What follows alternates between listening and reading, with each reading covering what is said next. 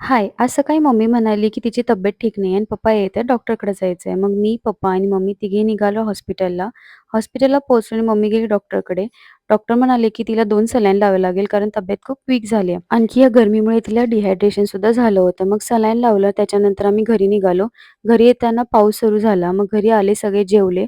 पप्पा बोलले, की चहा बनव सगळ्यांसाठी. मी तरी लहान असल्यापासून ते आत्ता काही वर्ष झाली मी चहा अजिबात पीत नव्हते. कारण मला चहाचा वाससुद्धा सहन व्हायचा आणि मला मळमळायचं. मग आत्ताच 2 वर्ष झाली मी चहा प्यायला सुरुवात केली आणि लग्नानंतर तर मी जास्त चहा प्यायला सुरुवात केली.